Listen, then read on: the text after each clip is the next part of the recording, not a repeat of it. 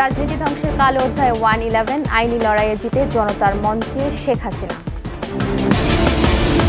জাতিসংঘ নিরাপত্তা পরিষদে গাজায় যুদ্ধবিরতি প্রস্তাব পাস, স্বাগত জানালো হামাস, মন্তব্য করেন ইসরায়েল। এবং বিশ্বকাপে বাংলাদেশ দক্ষিণ আফ্রিকার শ্বাসরুদ্ধকর ম্যাচ, তীব্র লড়াই করে 4 রানে হারল টাইগাররা।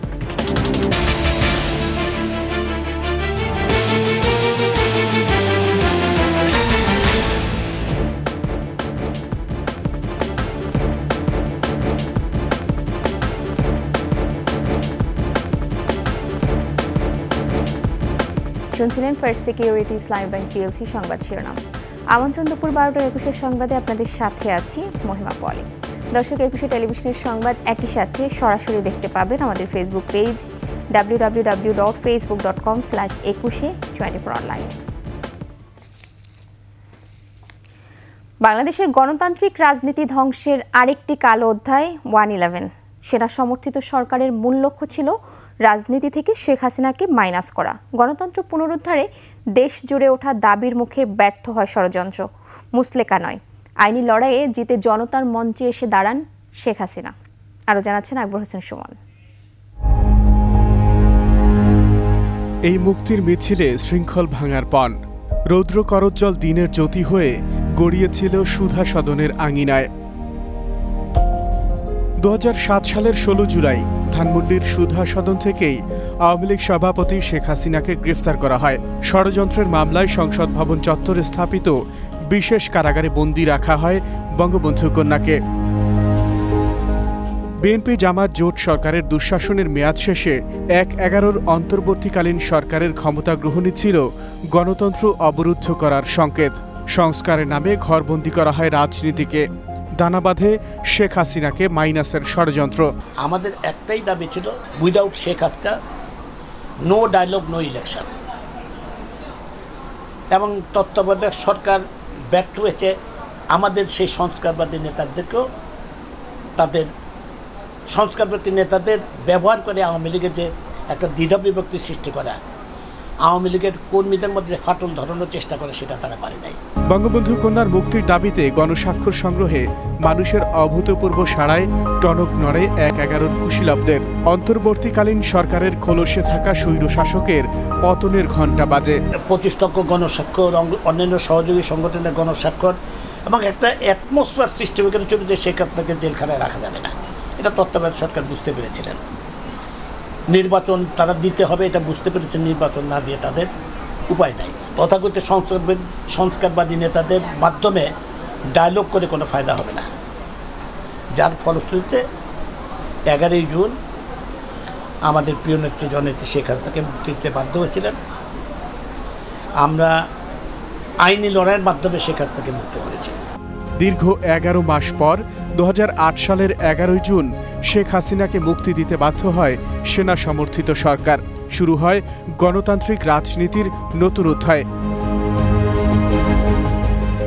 আকবর হোসেন সুমন, 21 টেলিভিশন, ঢাকা। জানাবো গাজা প্রসঙ্গ। জাতিসংঘ নিরাপত্তা পরিষদে গাজায় যুদ্ধবিরতি প্রস্তাব পাশ হয়েছে। এটিকে স্বাগত জানিয়েছে হামাস। গাজা, ইসরায়েল এবং হামাসের মধ্যে 8 মাস ধরে চলা যুদ্ধ বন্ধের লক্ষ্যে প্রথম প্রস্তাব অনুমোদন দিয়েছে নিরাপত্তা পরিষদ।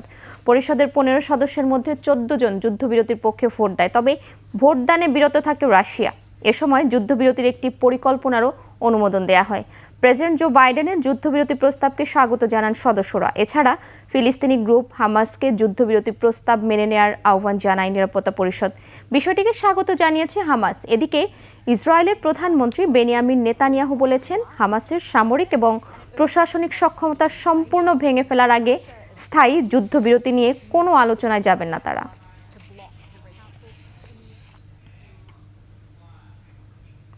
টি-20 বিশ্বকাপ প্রসঙ্গ।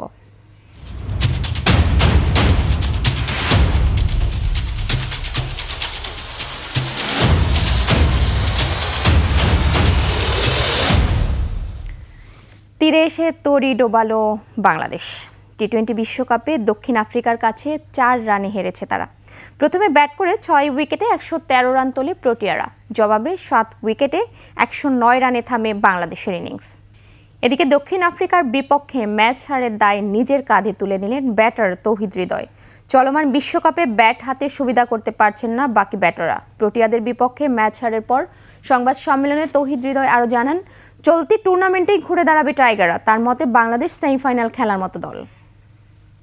আমার আউটটা আম্পায়ার্স কল ছিল, তো আমার কাছে মনে হয়েছে যে এই জায়গাগুলা মানে ইমপ্রুভ করার জায়গা আছে অনেক, এবং আইসিসি যেটা নিয়ম করেছে এটা তো আমাদের হাত নাই।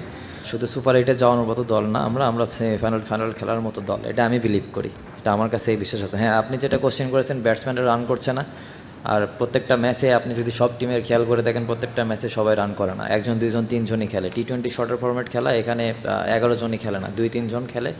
তো আমার কাছে যেটা মনে হয় যে 2-3 জন খেলবে যেদিন, সেই দিন যেন তারা খেলাটা একদম শেষ করে, এটা হচ্ছে আমার মানে পার্সোনাল ওপিনিয়ন। তো হ্যাঁ, আমার ব্যাটসম্যানরা রান করছে না, ইনশাল্লাহ সামনের ম্যাচগুলোতে রান করবে, এবং আশা করি যে আমরা খুব তাড়াতাড়ি ওভারকাম করবো ইনশাল্লাহ। শেষ করছি দুপুর 12টার 21 সংবাদ। যাবার আগে ফার্স্ট সিকিউরিটি ইসলামী ব্যাংক পিএলসি সংবাদ শিরোনামগুলো জানাবো আরও একবার।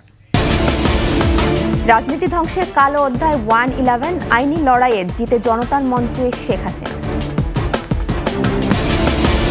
জাতিসংঘ নিরাপত্তা পরিষদে গাজায় যুদ্ধবিরতি প্রস্তাব পাস, স্বাগত জানালো হামাস, মন্তব্য করেন ইসরায়েল। এবং বিশ্বকাপে বাংলাদেশ দক্ষিণ আফ্রিকার শ্বাসরুদ্ধকর ম্যাচ, তীব্র লড়াই করে 4 রানে হারল টাইগাররা।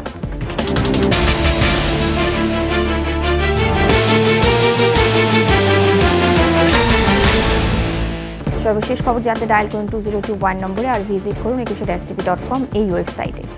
এছাড়া ফেসবুকে ভিজিট করতে পারেন facebook.com/2124 অনলাইনে।